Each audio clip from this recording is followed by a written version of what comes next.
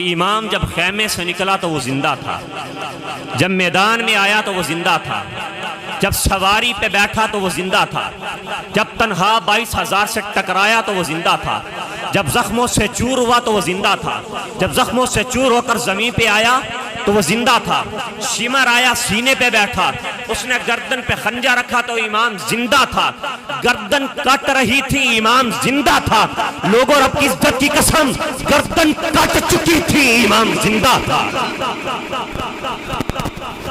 جب گردن کٹ رہی تھی امام زندہ تھا، گردن کٹ چکی تھی امام زندہ تھا۔ اب بتاؤ موت کہاں گئی ہے؟ کربلا کی خاک پر کیا آدمی سجدے میں ہے؟ موت رسوا ہو چکی ہے، زندگی سجدے میں ہے، اور تفسیر ہے قرآن کے لفظ جلی کی، آیات سے ثابت ہے، کرامات ولی کی، اور جب زندگی ثابت ہے حسین ابن علی کی، ہم موت نہ مانیں گے مدینے کے نبی کی۔ ہر شخص جانتا ہے کہ شہید زندہ ہے، اب کربلا والے زندہ ہیں کہ نہیں؟ اب ہمیں بتایا جائے، ہمیں سمجھایا جائے کہ ماتم زندوں کا ہوتا ہے یا پھر مردوں کا ہوتا ہے، کہ کربلا کی خاک پر کیا آدمی سجدے میں ہے؟ موت رسوا ہو چکی ہے، زندگی سجدے میں ہے، اور تصویر ہے قرآن کے ایک لفظ جلی کی، آیات سے ثابت ہے، کرامات ولی کی، جب زندگی ثابت ہے حسین ابن علی کی، ہم موت نہ مانیں گے مدینے کے نبی کی۔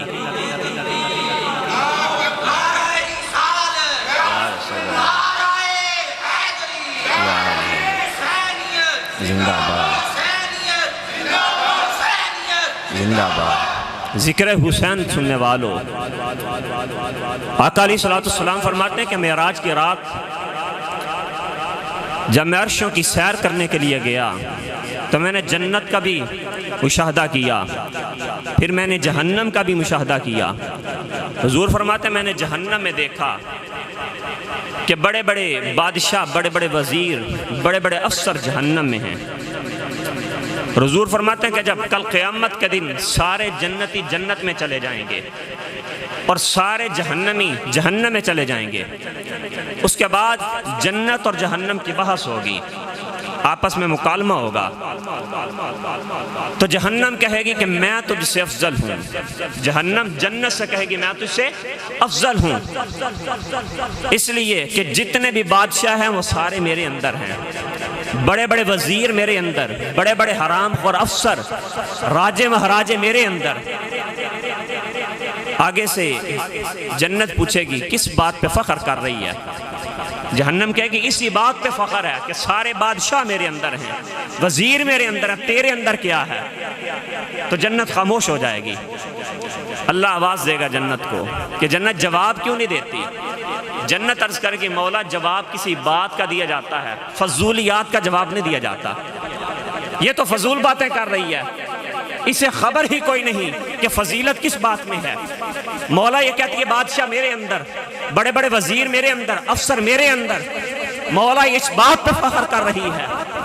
اللہ فرمایا کہ جنت صرف ایک اسے جواب دے، یہ خاموش ہو جائے گی، یہ چپ ہو جائے گی، اس کا سارا غرور خاک میں مل جائے گا۔ جنت عرض کرے گی مولا کیا جواب دوں؟ وہ کہتی ہے بادشاہ میرے اندر، وزیر میرے اندر، بڑے بڑے افسر میرے اندر۔ اللہ فرمائے گا اسے بتا انی زینتک بالحسن والحسین، فرمائے اسے جواب دے اگر بادشاہ تیرے اندر ہیں تو حسن حسین میرے اندر ہے۔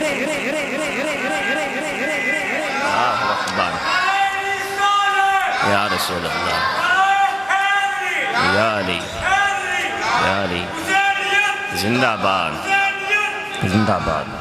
اللہ فرمائے گا اسے جواب دے وہ بادشاہ تیرے اندر، وزیر تیرے اندر، افسر تیرے اندر، بڑے بڑے راجے مہاراجے تیرے اندر، مگر اسے بتا دے سارے تیرے اندر ہیں لیکن حسن حسین میرے اندر ہے۔ جنت اتنا جواب دے گی جہنم خاموش ہو جائے گی، اس لیے کہ اس کے پاس بڑے بڑے بادشاہ ہوں گے مگر حسن حسین نہیں ہوں گے۔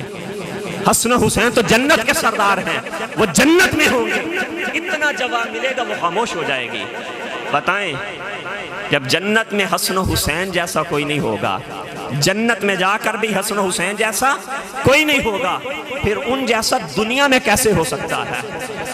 امام الانبیاء کے غلاموں، حیدرآباد دکن میں انڈیا میں ایک جلسہ ہو رہا تھا، اور اس جلسے میں ایک ہندو عورت تقریر کر رہی تھی۔ اس نے تقریر کے دوران ایک سوال اٹھایا، اس لیے کہ جلسے میں مسلمان بھی تھے، ہندو بھی تھے، سکھ بھی تھے۔ کہنے لگے مسلمانوں میرا ایک سوال ہے کہ 14 صدیوں میں صرف ایک حسین آیا ہے، آج تک دوسرا حسین کوئی نہیں آیا، اس بات کا سبب کیا ہے؟ جتنے بھی لوگ بیٹھے تھے سارے خاموش رہے۔ تھوڑی دیر کے بعد اس نے پھر سوال دہرایا کہ مجھے اس بات کا جواب دو کہ 14 صدیوں میں صرف ایک حسین آیا ہے، آج تک دوسرا حسین کوئی نہیں آیا۔ لوگ پھر خاموش۔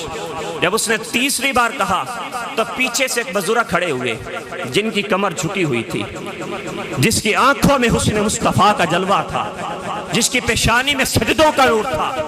اس بزرگ نے کہا میری بیٹی سن، تو نے سوال بڑا عجیب کر دیا، لیکن اس کا جواب ہے، تیرے سوال کا جواب ہے۔ کہنے لگے بابا بتا جواب کیا ہے؟ کہا میری بیٹی سن، تیرے سوال کا جواب یہ ہے کہ حسین آ سکتا ہے، کائنات میں دوسری ماں نہیں ملتی۔ میری بیٹی حسین آ سکتا ہے، کائنات میں دوسرا باپ نہیں ملتا۔ جب کائنات میں دوسرا علی کوئی نہیں، فاطمہ کوئی نہیں، تو بتا حسین کہاں سے آئے گا؟ ہندو ہو کر بھی جانتے ہیں کہ کائنات میں حسن و حسین جیسا کوئی نہیں ہے۔ امام الانبیاء کے غلاموں، وہی علی کا شہزادہ فاطمہ کا لال جب مدینے سے نکلا تھا، مکے تک پہنچا، پھر وہاں سے کربلا پہنچا، تو دنیا نے روکا تھا، صحابہ نے روکا تھا۔ صحابہ نے عرض کی تھی کہ نہ جائیں، لیکن امام حسین بڑھتے رہے اپنی منزل کی طرف۔ کیوں؟ کہ آج کے دور میں اگر ہمیں نجومی بھی کہہ دے کہ فلاں چوک میں جاؤ گے تو مارے جاؤ گے، ہم زندگی بھر ادھر منہ ہی نہیں کریں گے کہ ہمیں نجومی نے بتا دیا ہے۔ حسین کو نانا بتا کے تو نے کربلا میں کتنا ہے۔ حیرت کی بات، مدینے سے مکے، مکے سے کربلا تک دنیا روکتی رہی، حسین بڑھتا گیا۔ کہ حسین کو نانا بتا گئے تھے کہ میرے حسین، تو نے دین مصطفیٰ کے لیے کربلا کے میدان میں کتنا ہے۔ حسین، تو نے دین بچانے کے لیے، خدا کی رضا کے لیے، اپنے گھر والوں کو خدا کی رضا کے لیے کٹوانا ہے۔ اس لیے حسین نہ ڈرا تھا نہ گھبرایا تھا۔ اور جب آخری رات آئی تھی، یزیدیوں نے کہا کہ دیکھو کہیں حسین بھاگ نہ جائے، حسین کی آخری رات ہے۔ انہوں نے جنگ کا اعلان کیا، آپ نے فرمایا جنگ نہیں ہوگی، اس لیے کہ یہ رات میری عبادت کی رات ہے، یہ رات سجدوں کی رات ہے، میں ساری رات خدا کی عبادت میں گزارنا چاہتا ہوں۔ تو کسی بدبخت نے کہا تھا کہ دیکھنا کہ رات کی اندھیرے میں امام بھاگ نہ جائے۔ آپ نے فرمایا ظالموں، اگر میں بھاگنے والا ہوتا تو مدینے سے سوئے کربلا نہ آتا۔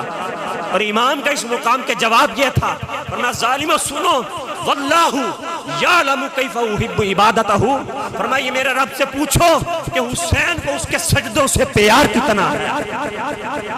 میں تم کہتے ہو حسین بھاگ جائے گا، فرمایا یہ میرے رب سے پوچھو کہ مجھے اس کے سجدوں سے پیار کتنا ہے۔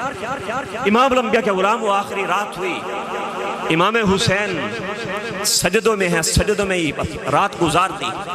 رات کا آخری پہر تھا، سیدہ زینب نے دیکھا امام حسین نظر نہیں آئے۔ آپ امام حسین کے خیمے میں گئی، دیکھا کہ امام حسین خیمے کی اوٹ کے ساتھ ٹیک لگا کر بیٹھے ہیں اور اپنے گھٹنوں پہ سر رکھا ہوا ہے۔ سیدہ زینب گئی، جا کر کندھے پہ ہاتھ رکھا اور کہا بھائی ادھر یزیدی حملے کی تیاری میں ہیں اور آپ سو رہے ہیں۔ اب دیکھیں کہ ایسی حالت میں 22,000 تلواریں سر کاٹنا چاہتی ہیں، دشمن سر پہ کھڑا ہے، زینب اور سکینہ جیسی بہنیں ساتھ ہیں، بچے ساتھ ہیں، لیکن امام حسین گھٹنوں پہ سر رکھ کے سو رہے ہیں۔ ایسے ماحول میں تو پھولوں پہ نیند نہیں آتی کہ دشمن سر پہ کھڑا ہو، 22,000 تلواریں سر پہ ہو، تھوڑی سی ٹینشن ہو، گھبراہٹ ہو، نیند نہیں آتی۔ مگر فاطمہ کا لال ایسے ماحول میں بھی